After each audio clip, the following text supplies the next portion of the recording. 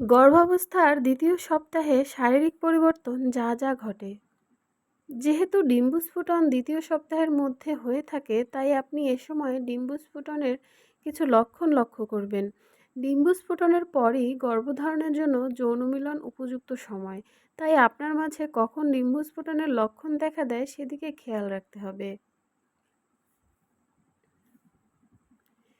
ডিম্বস্ফুটনের যে সকল লক্ষণ দেখা দিতে পারে: আপনার অন্তর্বাসে শ্লেষ্মা জাতীয় স্রাব এ সময় মাঝে মাঝেই দেখতে পাবেন। সাধারণত ডিম্বস্ফুটনের কাছাকাছি সময়ে ডিমের সাদা অংশের মতো পিচ্ছিল এবং আঠালো স্রাব পরিলক্ষিত করা যায়। অনেক নারী ডিম্বস্ফুটনের সময় পেটে ক্ষণিকের জন্য তীব্র ব্যথা অনুভব করেন। কোমরের পেছনেও এ ব্যথা হতে পারে। এ সময় সঙ্গীর সাথে তীব্র যৌনমিলনের আকাঙ্ক্ষা অনুভূত হয়। এ সময় সঙ্গীর গায়ের ঘ্রাণ খুবই তীব্র মনে হবে। এ সময়ে স্তনের ব্যথা, ফুলে যাওয়া এবং কালশিটে দাগ দেখা দিতে পারে, যা শরীরে হরমোনাল পরিবর্তনের কারণে হয়ে থাকে। তৃতীয় সপ্তাহে শারীরিক পরিবর্তন: রক্তপাত। ডিম্বাণু একটি শুক্রাণু দ্বারা নিষিক্ত হওয়ার ফলে হালকা রক্তপাতের ঘটনা ঘটে। আপনি হয়তো অবাক হবেন, এবার সময়ের আগেই আপনার পিরিয়ড হয়ে গেল। মূলত এটা পিরিয়ডের রক্ত নয়, ডিম্বাণু নিষিক্তকরণের ফলে সৃষ্ট রক্ত। বমি বমি ভাব গর্ভধারণের সাথে সাথে নারীর দেহে এইচসিজি হরমোনের নিঃসরণ ঘটতে শুরু করে।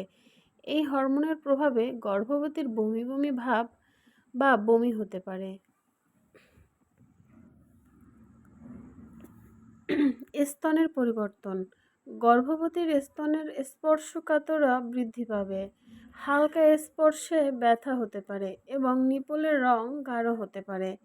পিরিয়ড মিস: আগামী সপ্তাহে বা এ সপ্তাহের শেষের দিকে আপনার পিরিয়ড মিসের ঘটনা ঘটবে, তাই প্রেগন্যান্সি কিট কিনে রাখতে পারেন।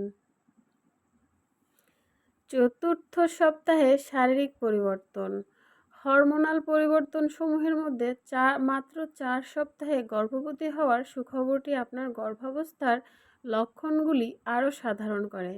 তাই কোনো লক্ষণ ছাড়াই 4 সপ্তাহে গর্ভবতী হওয়া স্বাভাবিক। নিজেকে শক্ত করুন এবং বমি বমি ভাব, বমি সহ 4 সপ্তাহের গর্ভাবস্থায় যে পরিবর্তনসমূহ লক্ষণ করবেন তা বিস্তারিত আলোচনা করা হলো। ব্লিডিং: আপনার গর্ভাবস্থায় হরমোন প্রজেস্টেরনকে ধন্যবাদ দিতে পারেন। এ সময়ও মাসিকের ন্যায় ন্যাপকিন ব্যবহার করতে হবে, কেননা এ সময় হালকা ব্লিডিং হতে পারে, যা আপনার উদ্বেগের কারণও বটে। ভয় পাওয়ার কিছু নেই, কারণ এই হালকা ব্লিডিং আপনার শিশুটি সঠিকভাবে আপনার জরায়ুতে জায়গা করে নিয়েছে তার সংকেত মাত্র। এ সময়ে যে কোনো ব্যথা খারাপ কিছুর ইঙ্গিত বহন করে, তাই ডাক্তারের শরণাপন্ন হওয়ার অনুরোধ রইল। এ সমস্যা থেকে পরিত্রাণ পাওয়ার জন্য ডাক্তার আপনাকে কিছু পরীক্ষা করাতে বলতে পারে।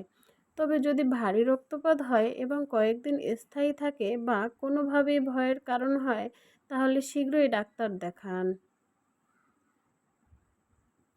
মেজাজের ওঠানামা: এটা কাল্পনিক নয়, সত্য যে হরমোনের পরিবর্তনের কারণে আপনার মেজাজের ওঠানামা হতে পারে, তবে আপনার স্ট্রেস বা মনের উত্থান পতনের জন্য হতে পারে। মেজাজের ওঠানামা প্রথম 12 সপ্তাহ পর্যন্ত প্রবল থাকবে এবং আস্তে আস্তে তা কমতে থাকবে।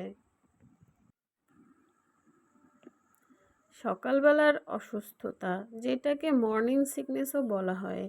অভিজ্ঞ চিকিৎসকদের মতে 50 থেকে 90% নারী মর্নিং সিকনেসে ভুগে থাকেন। সকালবেলার অসুস্থতার মধ্যে হলো বমি বমি ভাব এবং বমি।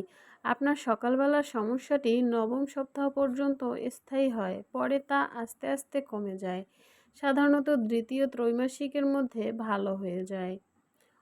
অবসন্নতা বোধ: চতুর্থ সপ্তাহের গর্ভাবস্থার লক্ষণগুলোর মধ্যে অন্যতম একটি লক্ষণ হলো ক্লান্তি, কারণ আপনার শরীরটি সেই কিশোর কোষগুচ্ছকে ভ্রূণে পরিণত করার জন্য কঠোর পরিশ্রম করছে। স্তনের পরিবর্তন: আপনার স্তন যুগলকে ইতিমধ্যে বার্তা প্রেরণ করা হয়েছে একটি বাচ্চা আসছে, তাই দুগ্ধ তৈরি এবং পান করার উপযোগী করার জন্য তা কোমল এবং ফুলে উঠেছে।